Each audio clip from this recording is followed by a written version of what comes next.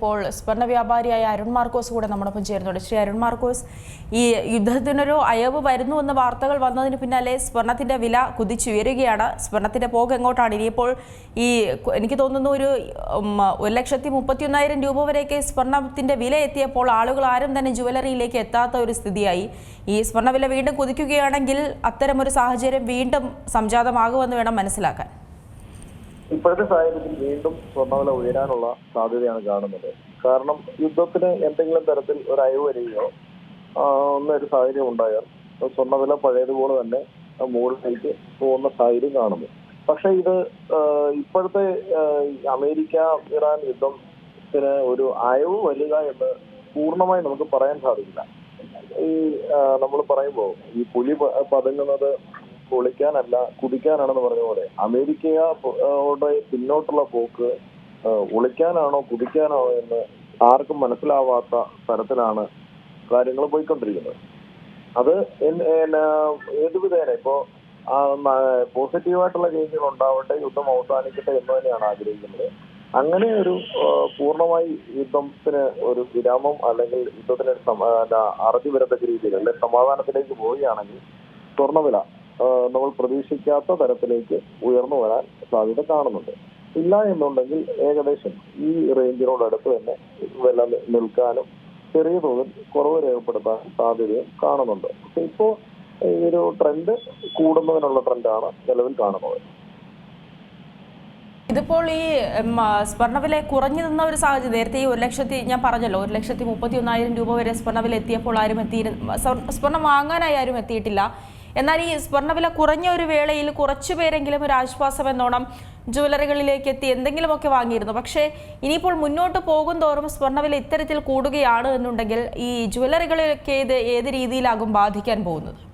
ജുവലറികളെ വലിയ തോതിൽ ബാധിക്കുന്നുണ്ട്. നിലവിൽ ബിസിനസ് വലിയ കുഴപ്പമില്ലാത്ത ഒരു തരത്തിലേക്ക് ബിസിനസ് ആയി വരുന്ന ഒരു സാഹചര്യം ഉണ്ടായിരുന്നു. കാരണം ഇപ്പോൾ കല്യാണ സീസണാണ്, ആളുകൾക്ക് സ്വർണം വാങ്ങിയേ സാധിക്കുള്ളൂ.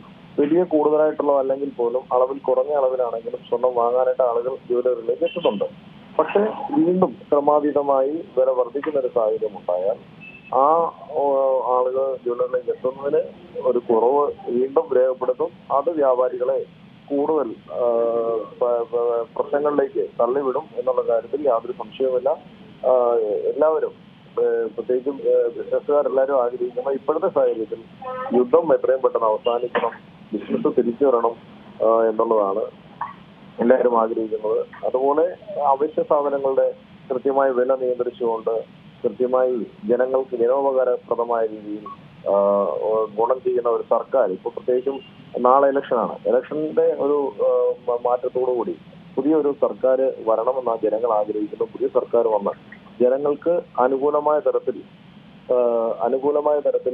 എല്ലാം ചേഞ്ചുകൾ കൊണ്ടുവന്ന് അവശ്യ സാധനങ്ങളുടെ വില കുറയുന്ന തരത്തിലേക്ക് എത്തിക്കുകയാണെങ്കിൽ ബിസിനസ്സുകൾ വർദ്ധിക്കും, അത് നാടിന്റെ പുരോഗതിയിലേക്ക് നയിക്കും എന്നുള്ള കാര്യം സംശയമില്ല. അങ്ങനെ ഉണ്ടെങ്കിൽ സ്വർണ്ണ വ്യാപാരം മാത്രമല്ല ബാക്കി എല്ലാ തരത്തിലുള്ള ബിസിനസ്സുകളും നല്ല രീതിയിലേക്ക് മുന്നോട്ട് പോകും. പോവുകയാണെങ്കിൽ നേരത്തേക്കൊരു പ്രവചനമുണ്ടായിരുന്നു 2026 അവസാനിക്കുമ്പോഴേക്കും സ്വർണ്ണവില ഒരു 2 ലക്ഷം വരെ എത്തിയേക്കാമെന്ന്. അതിനുള്ള സാധ്യത അത് എത്രത്തോളമുണ്ട്? അത് യുദ്ധം പൂർണ്ണമായി നിൽക്കുകയും സമാധാനം പുനഃസ്ഥാപിക്കുകയും എത്രയും നേരത്തെ സാധ്യമായാൽ മുന്നോട്ടുള്ള സ്വർണത്തിന്റെ കുതിപ്പിന് ആക്കം കൂട്ടും. അത് 2026 ഈ വർഷം അവസാനത്തോടെ 2 ലക്ഷം എന്ന മാജിക് നമ്പറിലേക്ക് വരെ എത്താനുള്ള ഒരു സാധ്യതയുണ്ട്.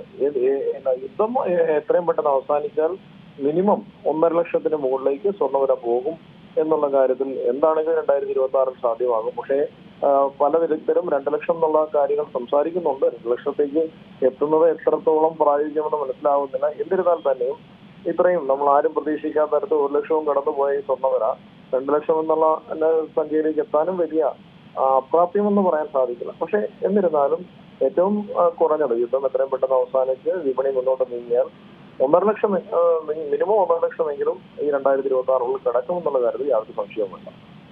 വളരെയധികം നന്ദി ശ്രീ അരുൺ മാർക്കോസ് ഈ ഘട്ടത്തിൽ പ്രതികരിച്ചതിന്. ഏറ്റവും പുതിയ വാർത്തകളും വിശേഷങ്ങളും വിരൽ തുമ്പിലറിയാൻ സീ മലയാളം ന്യൂസ് എല്ലാ ഡിജിറ്റൽ പ്ലാറ്റ്ഫോമുകളിലും ലഭ്യം.